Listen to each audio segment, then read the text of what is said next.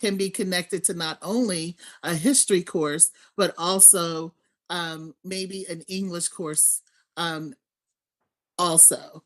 The next section, going back up, you'll see the last section, which is the section that I really, really love, and I'll show you an example of it.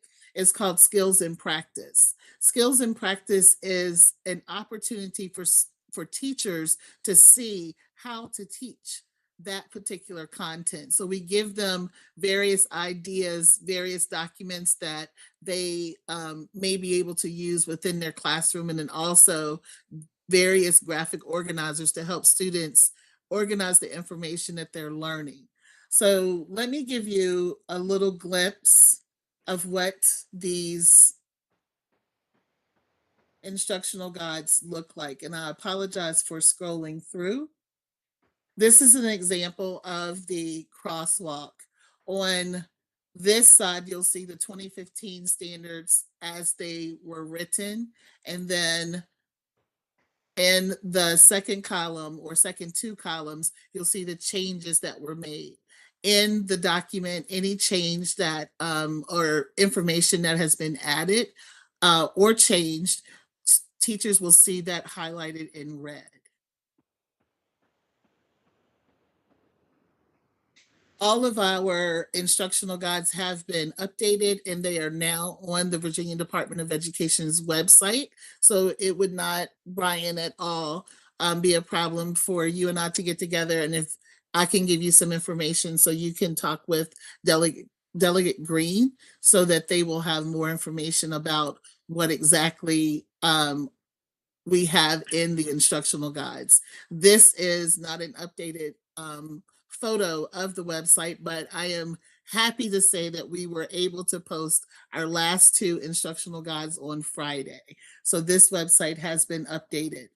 The crosswalk is not only contained inside of the instructional guides, but it is also a single document just in case a teacher wanted to have just the changes that have been made. This is a graphic of our previous skills progression chart, and we've moved from the progression chart to what we call a skills continuum, where some of the skills we've grouped together so that teachers can get an idea if you want to compare and contrast, and then also have students analyze two different documents. We've given them supports in options or ideas of how to teach that within their class. So this is part of my favorite part. What you see on the screen right now is a standard from Civics and Economics, CE1. CE1 contains the first part of the standard goes to the fundamental political principles, and then we get into the documents that are in code that must be taught within our civics and econ class and also our United States and Virginia government class. You also have a standard that looks at having students compare and contrast the different debates when it came to developing the United States Constitution and the Bill of Rights. The purpose of the Constitution really specifically looking at the preamble. And then lastly, we have some fundamental concepts. What we wanted to do was to go further. So now all of those documents are linked. A teacher does not have to go out and find them. What we've done, we've provided hyperlinks to any and everything that we could that was a primary or a secondary source. So you'll see that the preamble is separate from the Constitution and the Bill of Rights because we wanted them to specifically look at the preamble. All of the documents that you see highlighted in blue or hyperlinked in blue is in code that must be taught, and they are individually linked into this document. And I should be able to show you.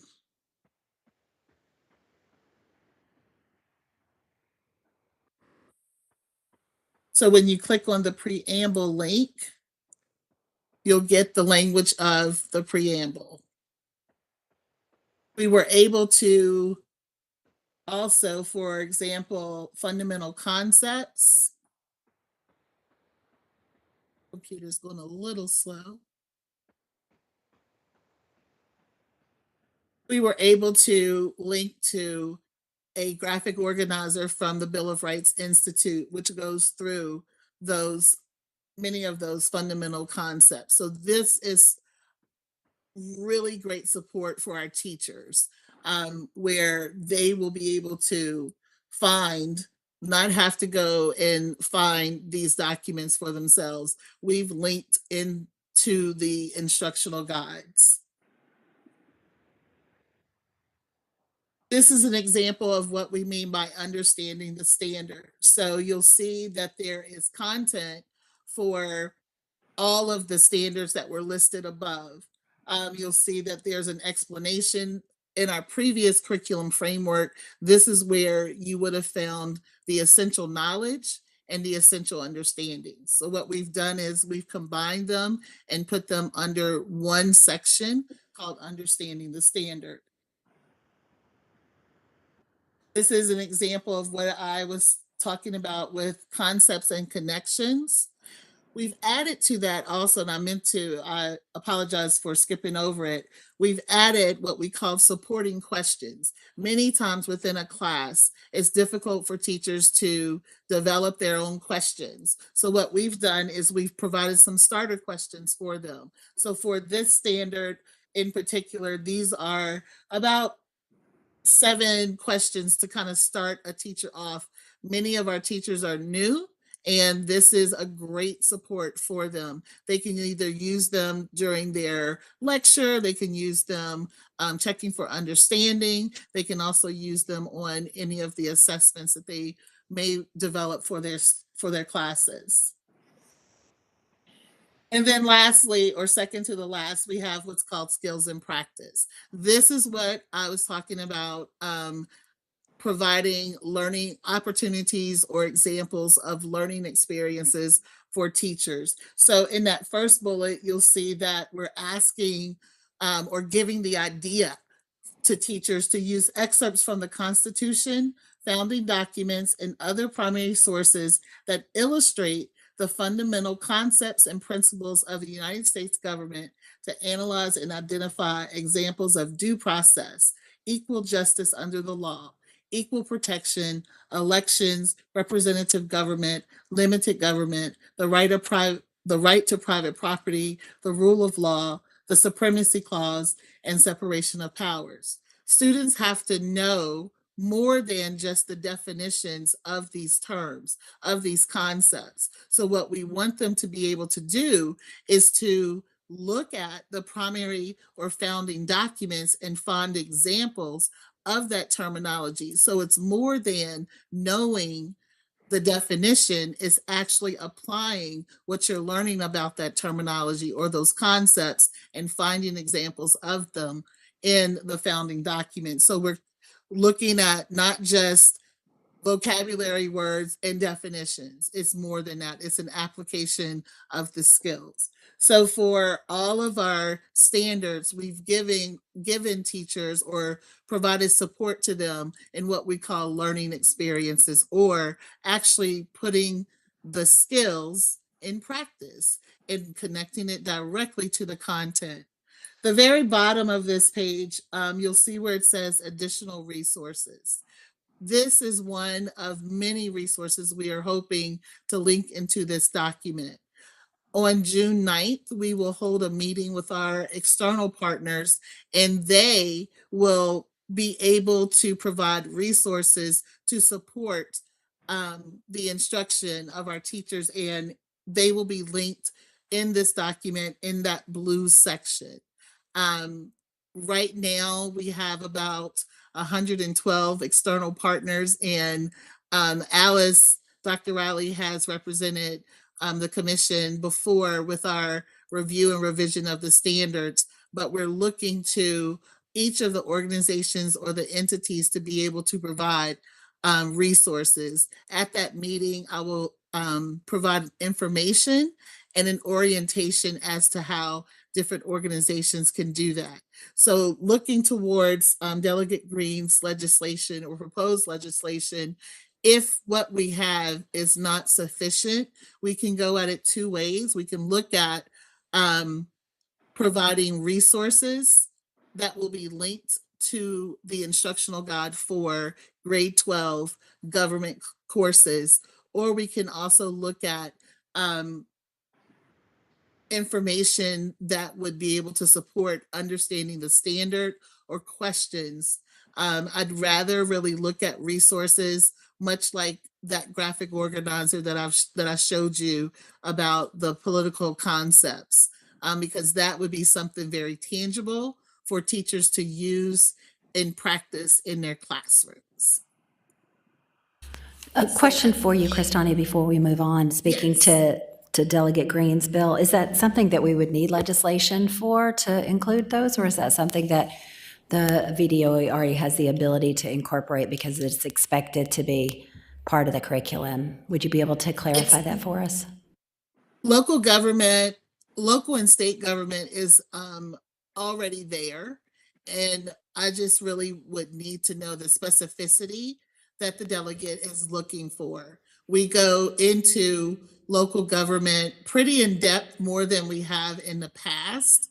But I believe a resource being able to take it one step further, like much of what's going on in skills and practice, to give teachers an idea of how to teach that content.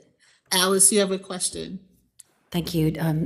Senator Marsden, did you have a question? Yeah, more of a comment, and hoping that some of these things could be incorporated into what you do teach about local government and constitutional officers, is to be able to contrast that with what other states do that is very different from Virginia. I did a consulting job in Camden County, New Jersey, right across the river from Philadelphia. The whole county is made up of 38 townships. Every 15 blocks, there was a new fire department, new police department, new city council. They would combine regionally for schools. They call them unified school districts, to save money there, but just extraordinarily expensive way to run local government. And what I found, in knocking on doors and talking to people from New Jersey and Pennsylvania, is that the taxes became so high that coming into the South with the county system that we had, which incorporated far greater numbers of people and land and what have you, was a far less expensive way of running local government. And you add that to air conditioning, and that pretty much explains the renaissance of the South after World War II. But showing kids the difference between how different states run things, the advantages to and the disadvantages of different operational plans for how you run local government is kind of an interesting topic, and really drives some interesting conversation around what the best form of local government may be. The other question I had is, I received today an email from a parent who said that there's been regulatory change to require that the standards of learning that 10% of your final grade from grades 7 through 12 would depend on your performance in the standards of learning. I wasn't clear whether it's how well you did on the standards of learning, or just that you've passed it, that counts for 10%, but that it was incorporated into your final grade. And the email I got from a parent was great concern around the idea that a child with disabilities would be put at a significant disadvantage if taking the standards of learning, they might not, do as well given some of the time limits and things like that on the tests, and just didn't know if I wasn't aware of this. Does that become part of the standards of learning and how we're using it? Is what this person's saying, is that accurate? Kristania, would you be able to give us a response on that? I know that wasn't part of your presentation. I don't have the exact information about whether or not, or what stage that particular information is in with the board. I've not been apprised to that information as of yet, but I should be able to, the next meeting, be able to provide some type of information. I know that there's a board meeting this week, and I'm not sure if that's something that's going to be discussed, but I should be able to come back with some information and how that may impact students, whether they are advanced learning or students with disability or what have you. I think I had heard that, but I don't have any definitive information to share I think Ryan as to what stage it's in. I think Ryan might have some information from. Yeah, thank you, Madam Chair and Senator Marston. Yeah, so that was a provision of Delegate Helmer's House Bill 1957. It was a rather large systemic student assessment reform bill. So yeah, students in grades 7 through 12, the bill provides that that end of course SOL assessment would count towards 10% of their final grade. I've heard some of the similar concerns about how that applies to students with disabilities. I think the language in the final bill did maybe inadvertently get a little vague on that topic, but there is a 1-year delayed enactment on the bill. So if there are issues like that that come up in the interim, please let me know, and we can kind of make a list, and we have an opportunity to do a cleanup bill, if you will, this coming session to make sure that this new assessment system works for all students. Thank you. Chris, Tanya, we have a couple of other questions from members. Okay. Mr. Pearson? Thank you, Madam Chair. You actually hit on my first question, which was that, is this already available? Which it seems like, based on what we've seen, this could certainly be included in the instructional guidelines. Nothing is precluding local government from being included.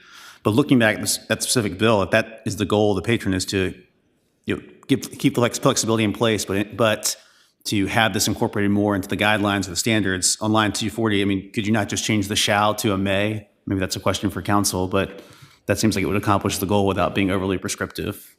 But just a thought. Thank you. And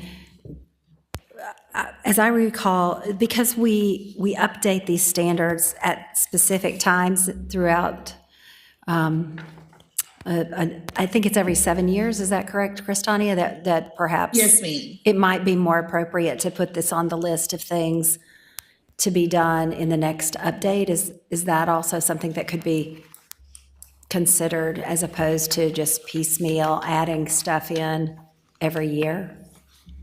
Well, because state and local government is already there, I believe that what is being asked for in the bill can be done through resources for our teachers. And we wouldn't have to wait the 7 years before the information is there, but still put it on the list for the next review if there is a need for specificity.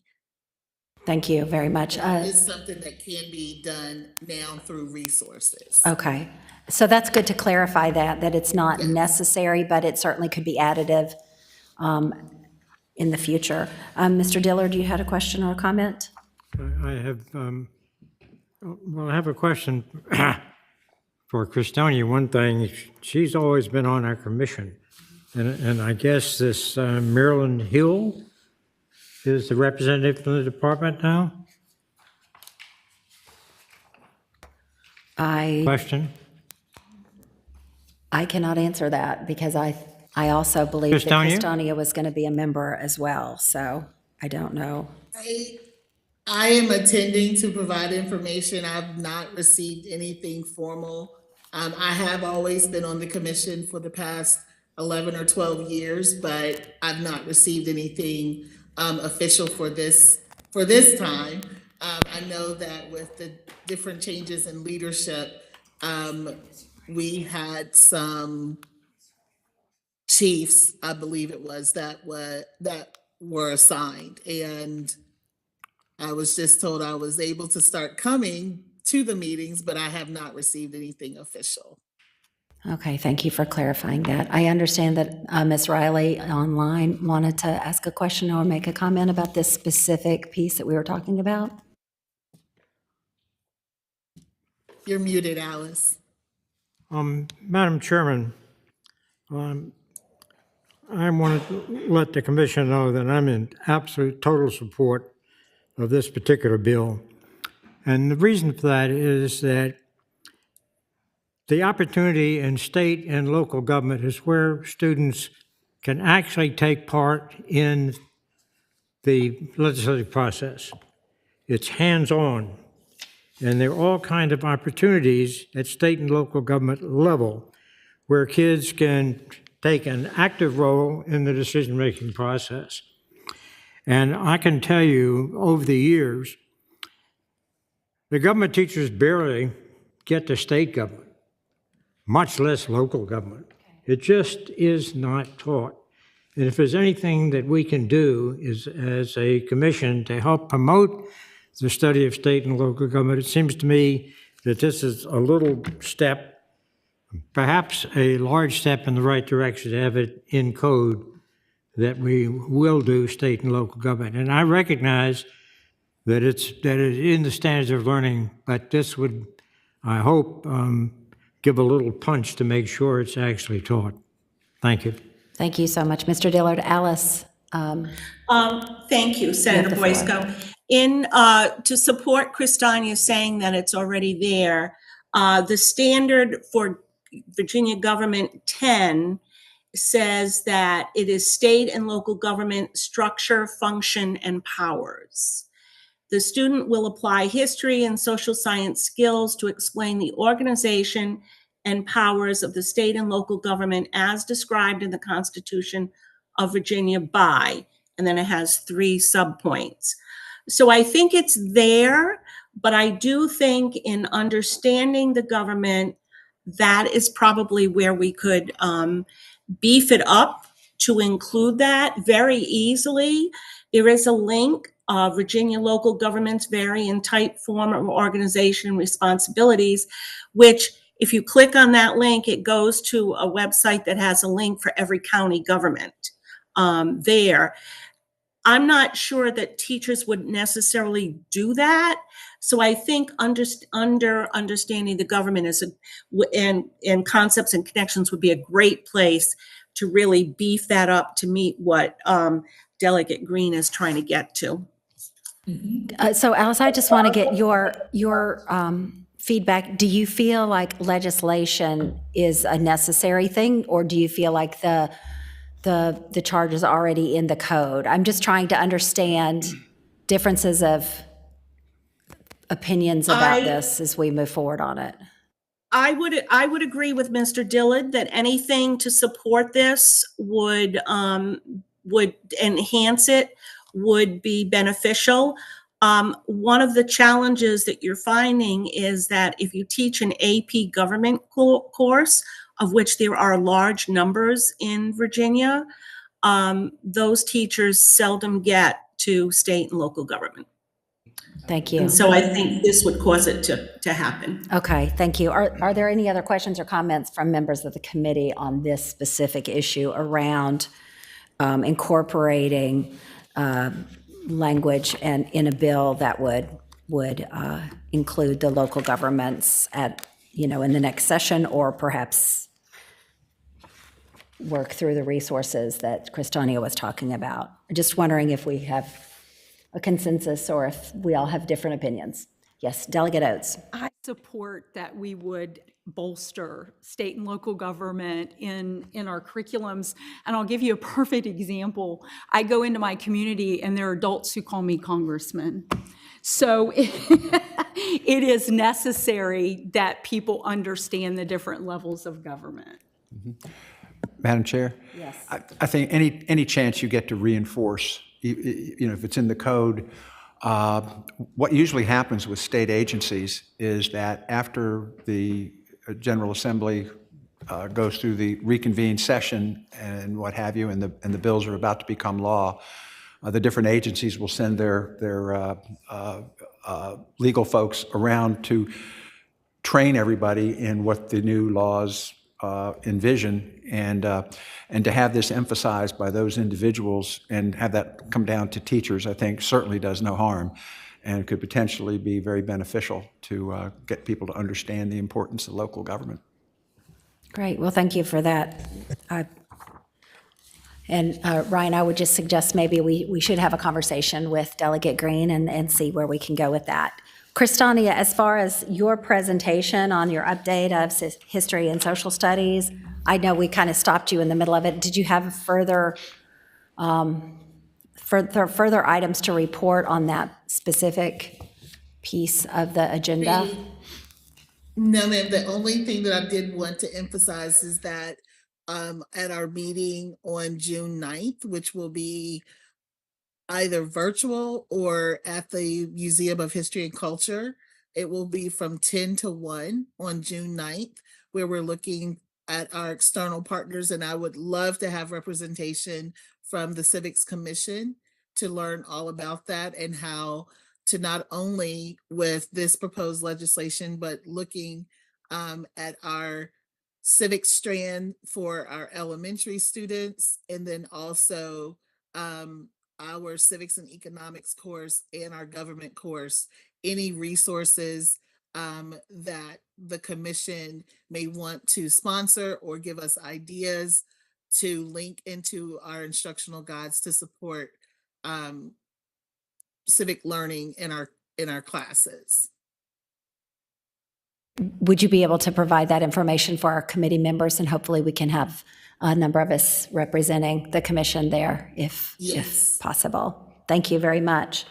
Are there any other questions on this specific piece of our agenda around updating the status of our history and social studies instructional guidelines? Does anyone else on the committee have a question or a comment? All righty, hearing none, we will move on to Ms. Riley, who's going to give us an update on the status of various commission initiatives. Alice, if you'd like to take the floor, we are all at attention. Okay, thank you.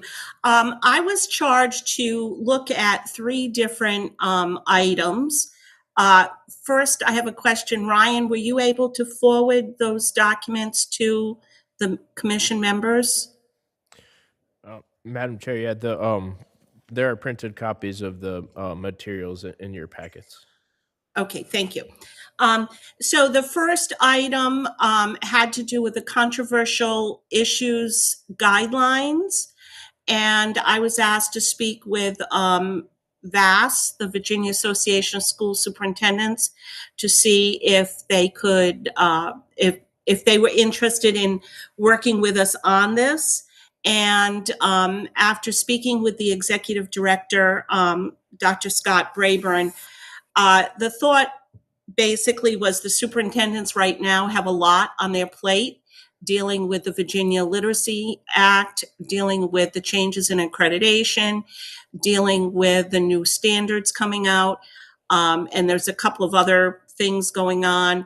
The budget issues, that it was felt that they really did not have time at this point to work on it, but would welcome the work of the commission in this area for the possible future. So that's that item. The other item I had was the list of possible coalition members that we were looking at to either partner with or I guess post on our website, things like that. And shout out to Erin Hill from VPAP who gave me a list to start with. I also looked through the past summits that we had, the agendas, to see if there were any members there that might be included. There is a list. There's a lot of potential partners. I have not contacted these partners. As you can see from the spreadsheet that I created, I guess the question is this what you are looking for? Is this what the commission is looking for? Is this, is this comprehensive enough to start with? Do we want more? what might be the next steps. I have not contacted any of these people to see if they are interested in partnering with us, because one of the things we would have to decide is what would that role look like and what would that partnership look like. So I'm kind of just open for discussion of where you want to go with this next. It is something, I know on the spreadsheet, I tried to put contact information also, and that is something that, as you can imagine, turns over frequently. So I don't know if we want to include that, or we just want to, because somebody would have to update that on a regular basis. So I kind of throw that out for that question. If you want to discuss that one before we get on to the SOL one. Yeah, let's go ahead and have that conversation. Anyone here have any feedback about any sort of interaction or participation or linking these organizations together with resources that we have? That was some of the conversation that we had in our last meeting, as you will recall, was around trying to expand access for folks. And thank you for doing this work. It looks like you did a lot. One of the things that we had discussed had been a website and expanding the website. Lucille, was this a part of what you had envisioned for our website, was having connections with different groups? And is this in line with what you had envisioned? Yes. Okay. Any further thought on it? Any action that anybody wants to take? Any follow-up? Where do y'all want to go with this? Because it looks like you really did a lot of work, Alice, and appreciate that.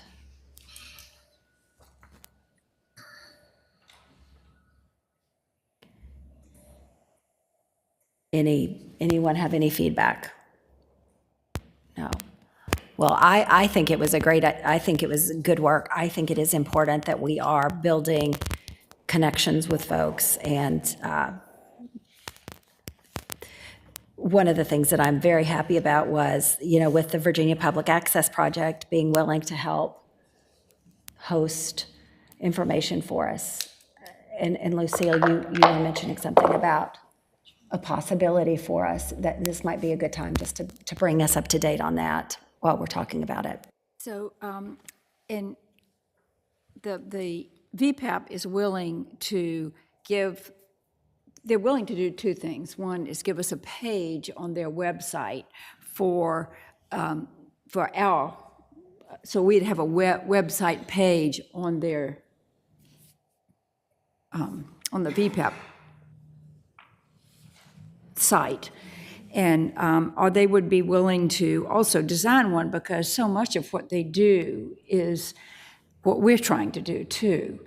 And one of the things that occurred to me is that in looking at the VPAP website and the Department of Education website, they do a lot of what we were considering already. And I don't think we want to be redundant and be doing the same thing. So I started kind of brainstorming on what our page would look like. And the first thing that came to mind was the teacher summit that we do, because that's something that we've been doing for a long time, and that is on the Department of Education website, but it's not up to date. And they used to do videos of all of the speakers, and that hasn't been done recently. So I would like to see us come back with that, and our page would have, be encouraging teachers to come. I would also like to see it be something that the teachers can, like, as Alice is in this meeting from afar, but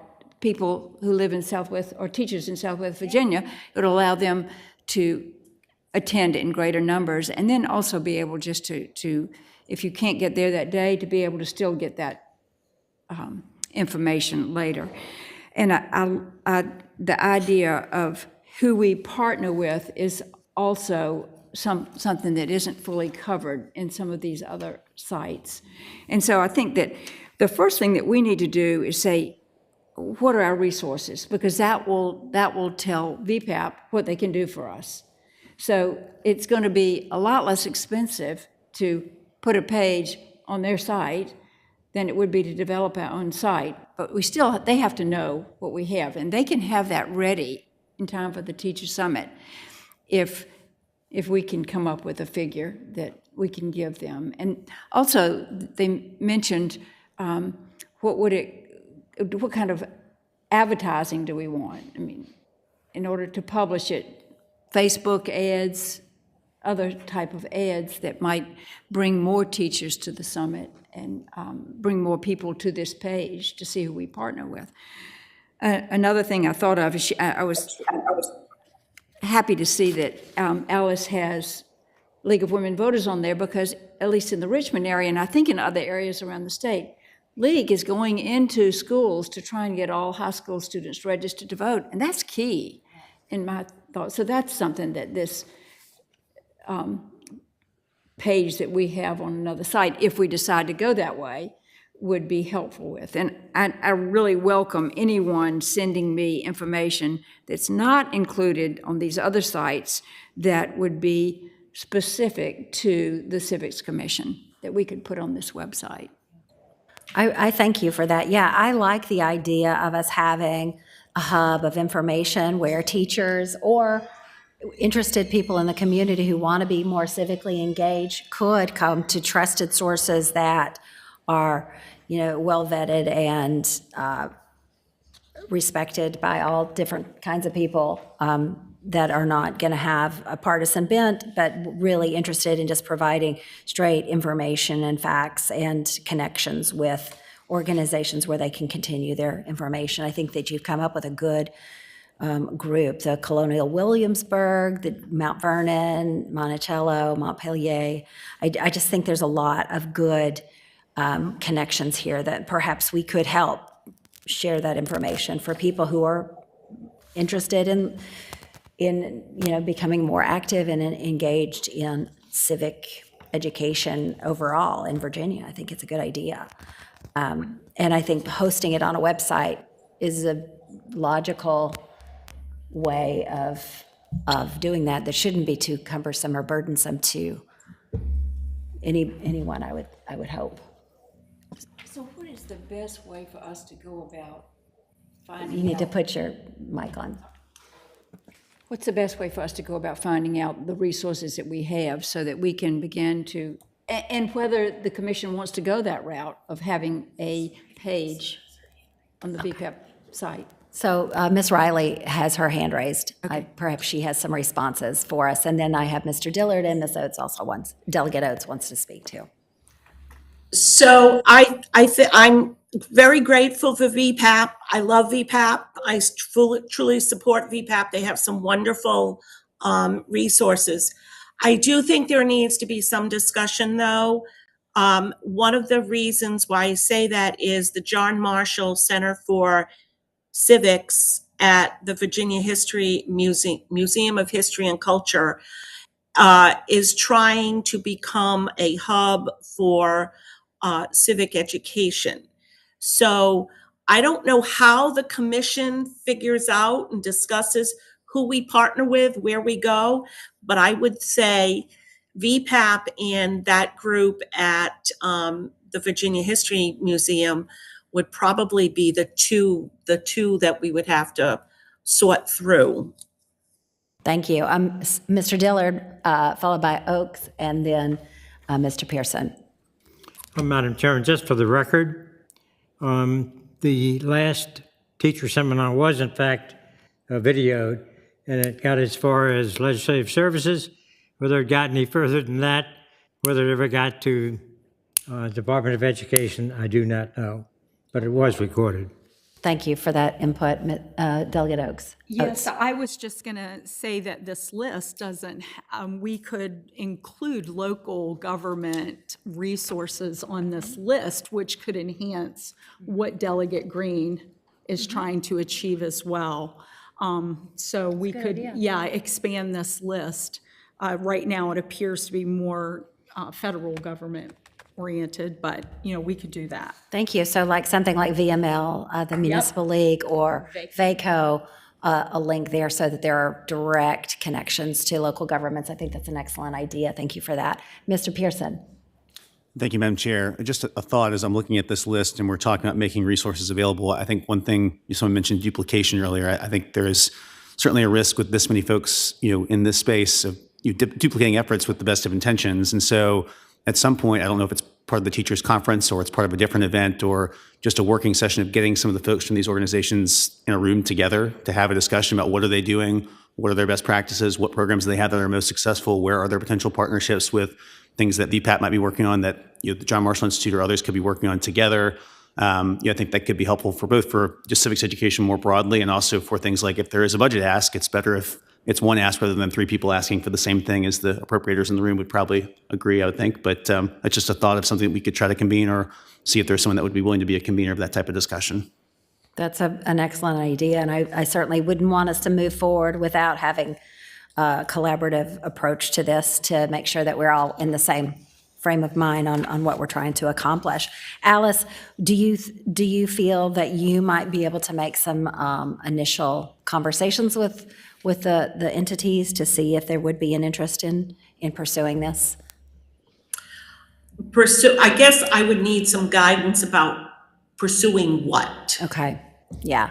And we do not have a quorum, so we can't vote on anything today. So this is purely discussion at this point. I mean, it could just be that we would use our website to sort of facilitate advertised programming for them, programming and resources. Okay. If that's all you wanted, I could ask about that. Okay. And I'm sure it would have to go through 42 different people to get approval on their site as well. Yeah, that does get complicated. Christonia, did you have your hand raised? I just wanted to kind of clarify or get clarification. The web page and web pages that we have on the VDOE site. I know that it had in the past been written in the information about the Civics Commission that the Virginia Department of Education, I believe I don't want to speak out of turn, but I believe it says that the Virginia Department of Education would host the commission's website for information purposes or what have you. We have done that. And it's not just the listing of the agenda minutes and previous civic summits or videos from those summits. There's also resources. There's like 3 or 4 pages that we have reserved for the Civics Commission. So I'm not sure if it's that you all wanted to have more control over when that page is updated and what information is there, or because it does take a minute to go through approvals and everything for us to change things on the DOE website. But a lot of what you're looking for and a lot of this discussion is there on the DOE website. It's specifically for the commission, and we've always had that page. So if there was something different that is wanted, that's not a problem. I just need to know so that we don't duplicate our efforts. And as far as the list that Alice put together, I think something along the same lines, Alice, that we're doing on the 9th, calling a meeting of all of the different people that you have on your list and what types of resources do they have to offer, what types of events, so that those things can be posted, any type of professional development that they may be offering for teachers, to have a way for them to submit that so that it can go up on the web page. And then, of course, we have contacts. Weekly, the Virginia Department of Education puts out the Virginia Education Update. And my program works directly with division leaders for history and social science. So we would be able to communicate that way, and then also teacher direct. So I don't want us to duplicate our efforts. If there's something there that you need and we're not able to produce it, then reaching out and starting a whole new web page. But teachers are used to going to the Civics Commission site on the DOE website. So it's just a matter of communication, making sure that they know that all things Civic Commission, you need to go here now for that information. Thank you. Thank you. Yeah, thank you for that. And perhaps if we can have some members going to the meeting in June, we could get some more clarification and make sure that we're all on the same page about what our goals are. Lucille, did you have anything else you wanted to add, and then Alice? I think I'm not clear. I mean, I agree with Christonia that they do have a page. VDOE has a page that describes the commission and has quite a bit of information. And so I was looking at what do we want to put out there that, I mean, it could be that we have a Civics Commission page that is on several websites. And so it doesn't have to be select one. But that's just something that we have to, and now I kind of know the figure. I know the people to talk to, that we can maybe work this out. But it wouldn't necessarily be that we have to have somebody working on one page and then somebody else working on another. It would be the same page, just Yes. posted Yes. in the different places, like on FEPAP. Exactly. The VDOE's page for the civics education could be posted on, or a link to it could be on VPAP, right? Is that what we're talking about? And then Alice, what are your ideas about as far as the list of the groups, how that would be incorporated? I think one of the concerns why we wanted a separate website was that having to get approval from VDOE to get anything posted, both time-wise and and we noted that VDOE cannot endorse any outside organizations and materials. So that was sort of a hindrance, which is how we ended up with the suggestion of getting our own website that we can control. I think the discussion needs to continue with where we want to go with this website. Do we want it separate? Do we want it posted on, for example, on VPAP's website, on the Marshall Center's website, DOE's website? It could be posted on all three. So I don't know what restrictions DOE would have on something like that, because that would be very much an outside organization that way, I think. Thank you. I think this is something worth continued conversation, but I don't think we have an answer for it today. Did you have anything else, Lucille, that you wanted to add, or any feedback? Anyone else?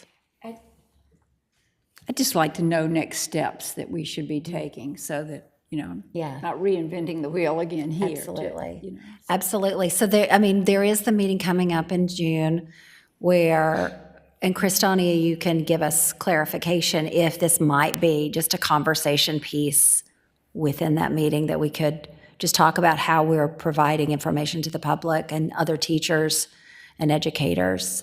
And the best and easiest way to provide that information from the Civics Commission. Okay. Okay, good. I will have an invitation sent for that meeting. Again, it's going to be on June 9th. And we'll have a virtual meeting and we'll have a in-person meeting. And that's going to be all about resources and submission of resources to connect to the instructional guides. Okay, great. Well, thank you for that robust conversation. Does anyone have anything else to say on that piece of Alice, were you finished with your presentation, or did you have another piece that we've kind of I've gone got off track another on? piece, Okay, good. media literacy. I was asked to go through the SOLs and look at which ones spoke to or referenced media literacy. And so that is the chart that you see in your packet. I did focus on civics and economics in middle school and high school government because I felt rather than going through all of the courses. And then I also tried to correspond that with middle school English and 12th grade English, and to see what was there. I think from that chart, you can see there are pieces of it, I think, all along when it talks about the role of, for example, in civics and economics, CE9 talks about the role of the media and the social media on the influence of state and local governments. So there's a little bit there. The same thing in 12th grade, the role of media. What, in terms of language arts, it's really connected to just general literacy. However, in the 12th grade language arts, the last, they have a different format, but they actually have a whole section on examining media messages, which is 12C.4. And that was the most explicit information that I found in the SOLs regarding media literacy. So I was charged with that part, and I don't know where you want to go with that from there. There are two big resources with regards to media literacy that are out there. One is Common Sense Media, and the other is the News Literacy Project as supports for teaching literacy.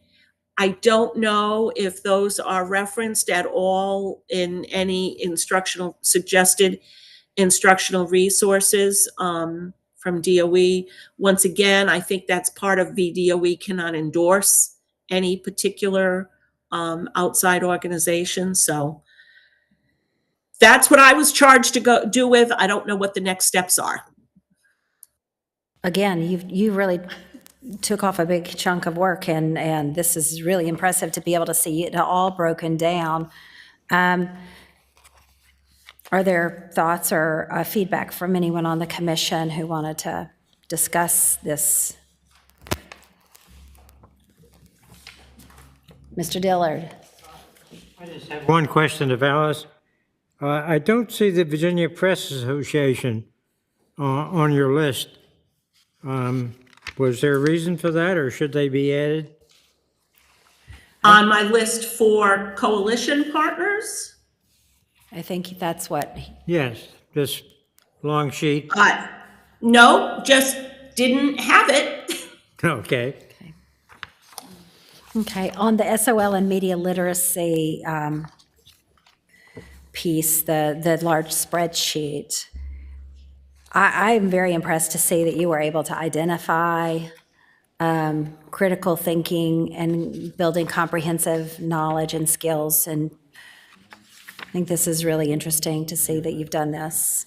Christania, as far as in the new SOLs, are there continued efforts for this critical thinking component in our new SOLs? Is there anything vastly different? Or Yes, ma'am.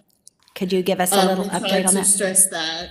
Oh, I'm sorry. Yeah, go ahead. We tried to stress that in the skills and practice and in the specific standards that Alice listed, tried to put in learning experiences for teachers to use and think about media.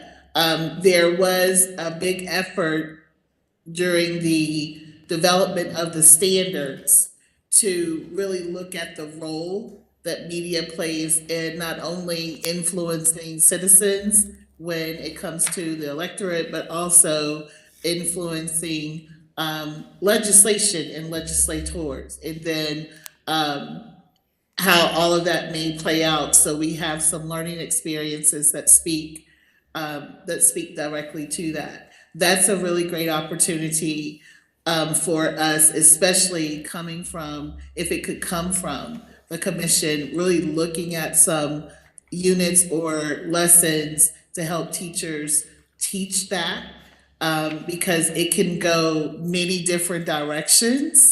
And we may not want that to happen, but to really give them almost like a roadmap of walking that line with how does media, whether it is social media or whatever, influence or have an impact on citizens and then those who work within the government for policymakers. So we do have content that speaks to that, but it would be helpful to have supports, especially coming from this organization. Thanks. So could you clarify what you feel like supports would be? Like, could you give us some concrete examples of what We're you're really thinking looking about? for our maybe a curation of a video, or really looking for a lesson.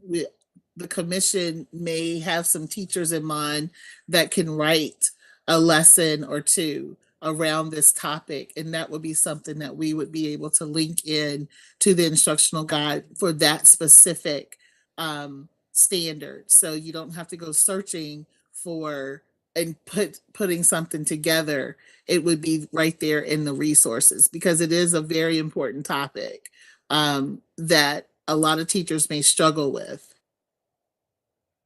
So I'm going to ask Alice again, since you were the one who put this together and you are definitely in education. What are your thoughts about Christonia's ideas in using these materials and expanding on them for other teachers?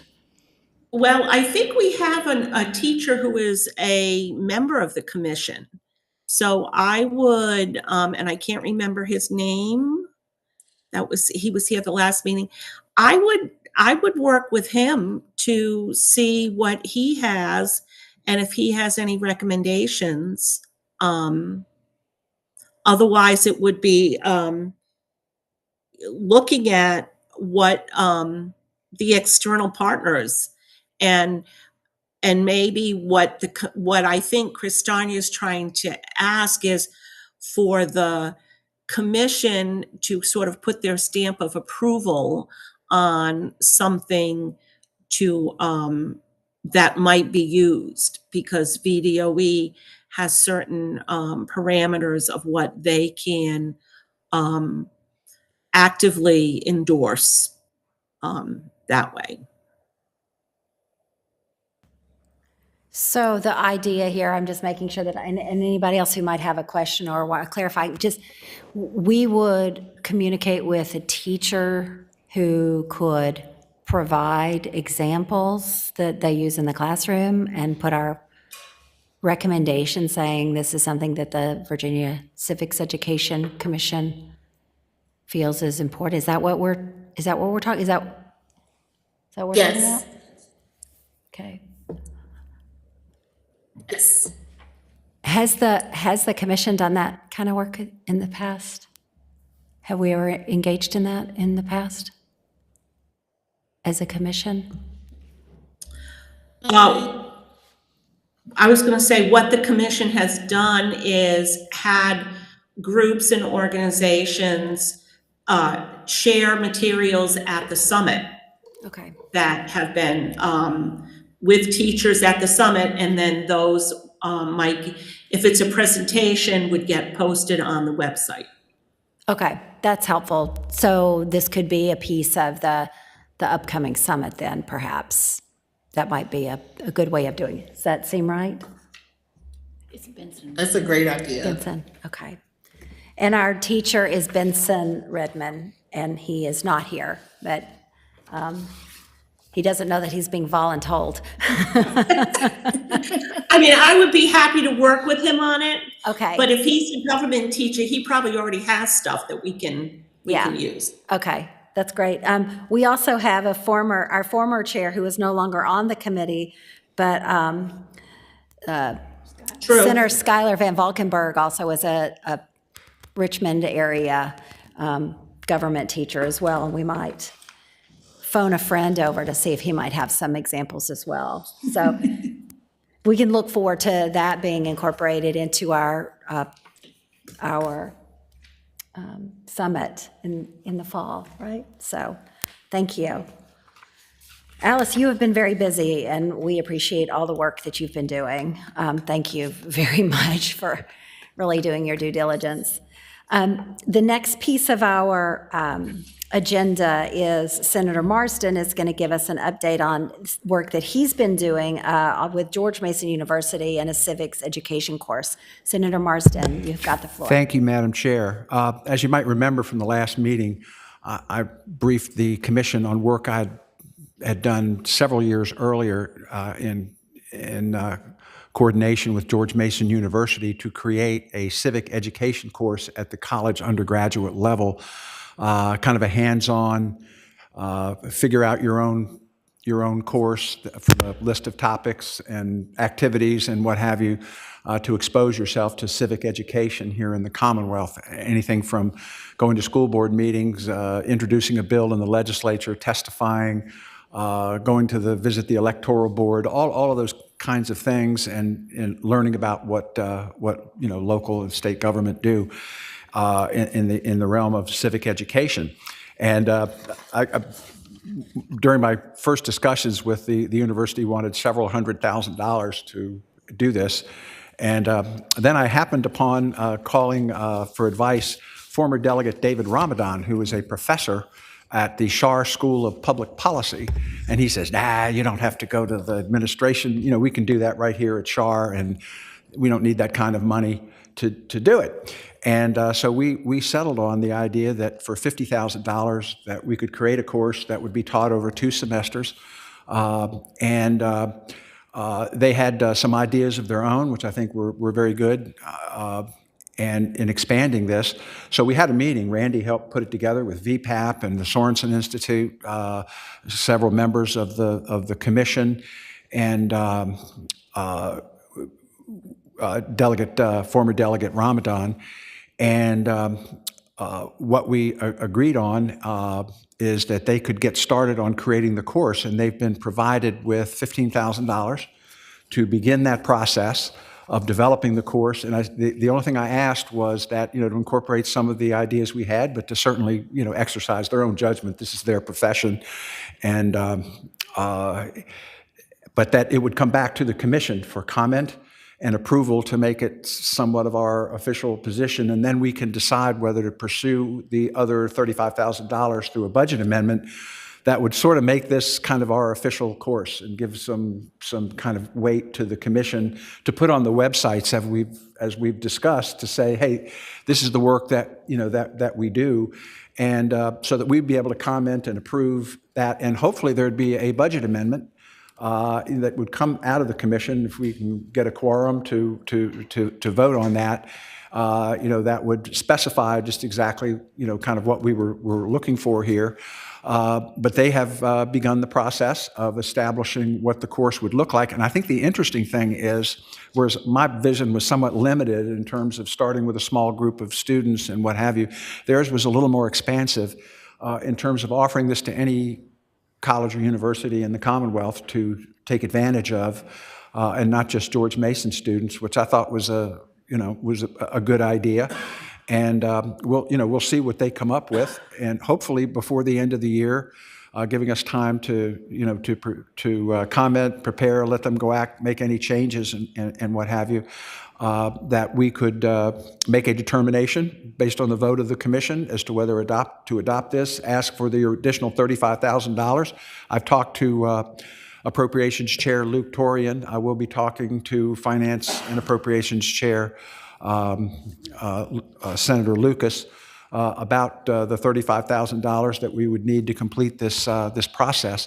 But I think it's a really good start.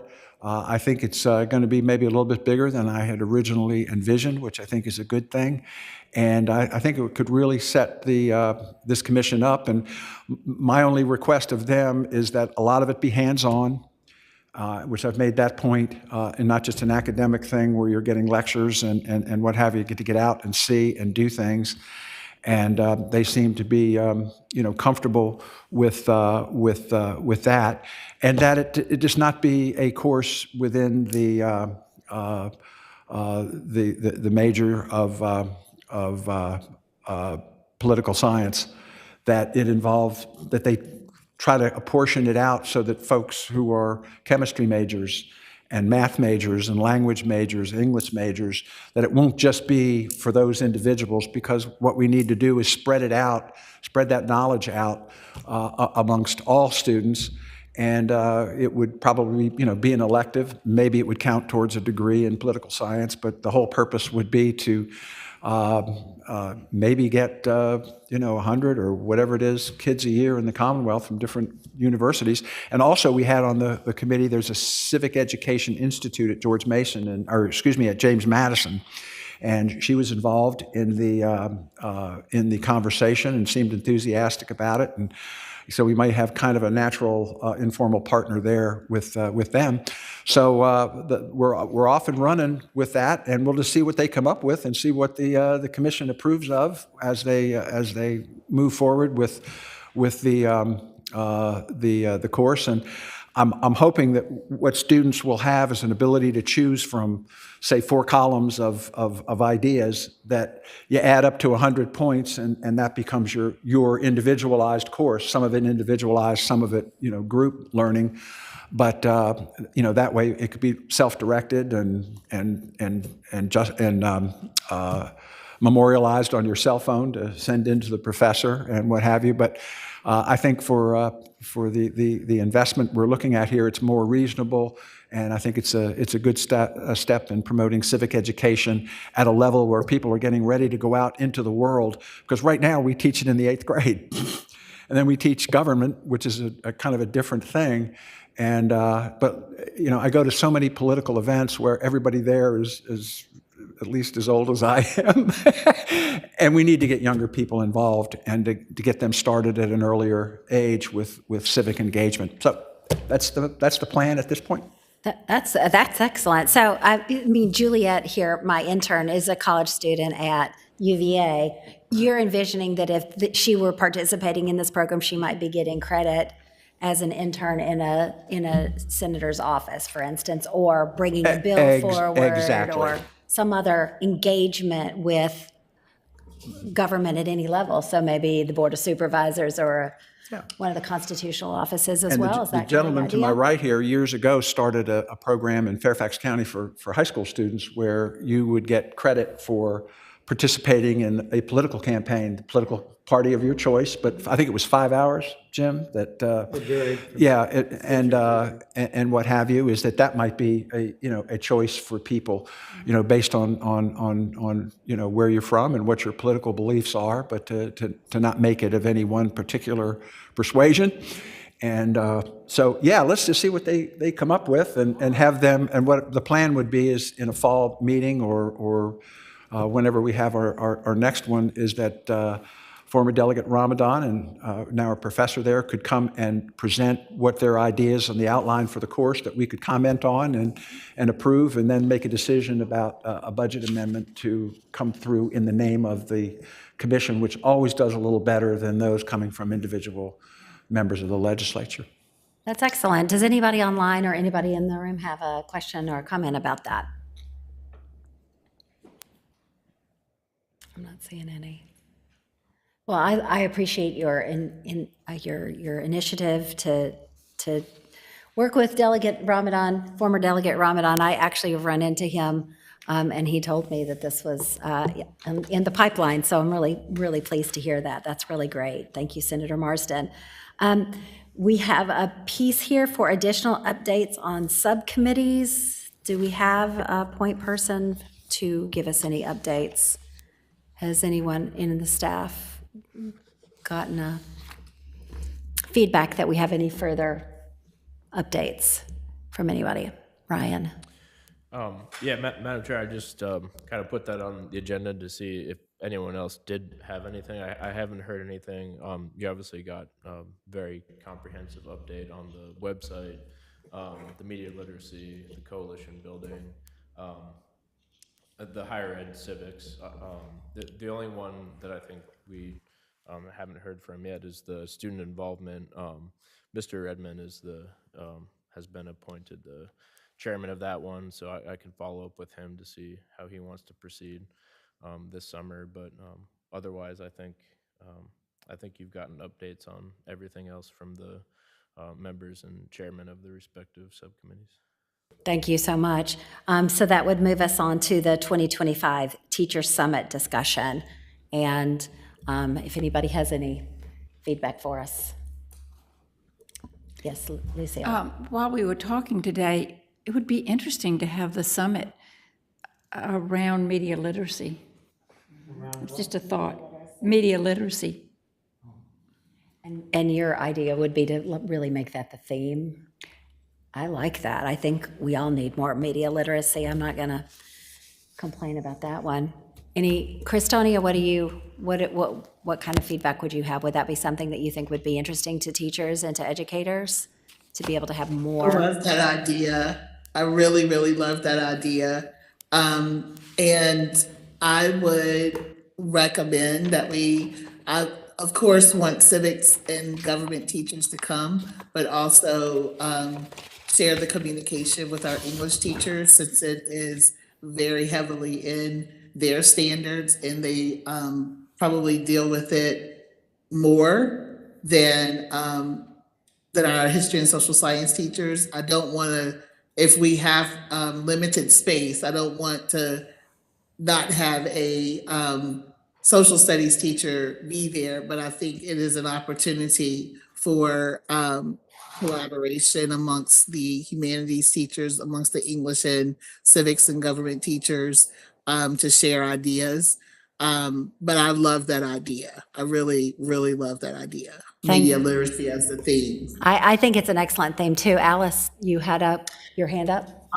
Because we're going to tie it to civics, because it is the Civic Summit, how about media literacy for active citizenship? That sounds good. Mr. Dillard, did you have a question or a comment about this as well? Yes, Madam Chairman, I need a date. Okay.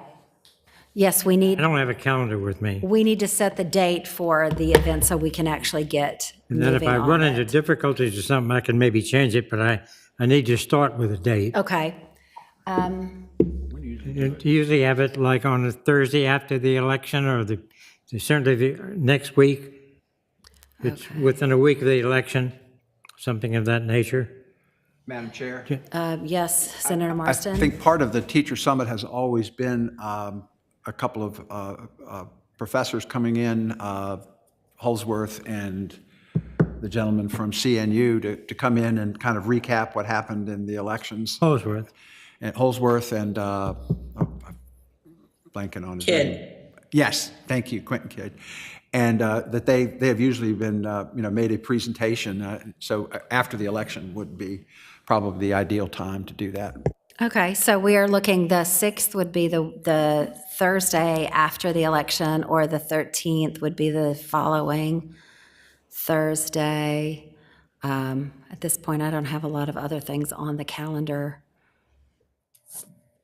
As far as, is there a consensus? I mean, can, November 13th perhaps? Yeah, give them a little while to. Yeah. kind of Let absorb. everybody take Okay. their breath for a second. The 13th, then I would suggest that we set the date for the 13th. And we would again do it at the museum, is that correct? We just need to confirm with them. Do we have somebody? Mr. Dillard, would you be able to confirm with the museum if the 13th would work for them? I'll find out immediately. Okay, thank you. Yeah, we do have to have a date and a time before we really can set anything else in motion, so. Great. Any other thoughts or input that anybody wanted to give as we're just starting to get this on the books? I really like that, the themes that you all provided too, around media literacy and civics and engagement. Any other? I'm happy to be part of the committee Okay. if we Thank have some you. other people. Yes, thank you. I'll help. Okay, great. Delegate Oaks. Okay, good. Will help too. I will help as well in some capacity. Good. Well, I think that's a good start, and I love the theme. Do we have any other questions or concerns from people on this issue before we look at any other business before us or public comment? All righty. I would just add that I think the election analysis in the past, both Dr. Holsworth and Kidd have included the information about the role of the media and how it influenced the campaign and voting. So I think that that fits in nicely. Perfect. That's great. And then I guess we would want to extend the invitations to them and then figure out who else we would like to have do presentations in the interim, right? We can have that conversation. Is there any other business before the commission that we need to address today before we move on? Yes. Thank you, Madam Chair. Just a thought for a future meeting, both this commission and maybe for the summit too. And maybe this has been done in the past. I'm a relatively new member of the commission. But it seems to me it'd be helpful to have some experts from other states that have nationally recognized civics education programs. My very limited research shows like Colorado, Massachusetts, and a few other states have really exemplary programs that are nationally recognized. Having someone even virtually come in and present and give us their best practices, what they're working on, would be really, I think, instructive and helpful, and maybe help come up with some ideas for legislation and other things heading into 2026. So that's just a thought, and maybe if that person could come present it, or some group of people could present the next meeting, and then we could have a couple of those folks present at the summit too. Just a thought. So that's all. And that would be for one of our meetings, correct? Okay. Yeah, I think that's an interesting idea. That's a good idea. Any other ideas of other business from members of the committee? Is there anyone here for public comment? All righty, hearing no other business, I would ask if we have a motion to adjourn. So moved. All righty, in a second. We have a motion, a second. All in favor? Aye. Aye. The motion carries. Thank you for being here with us today. Senate of Virginia.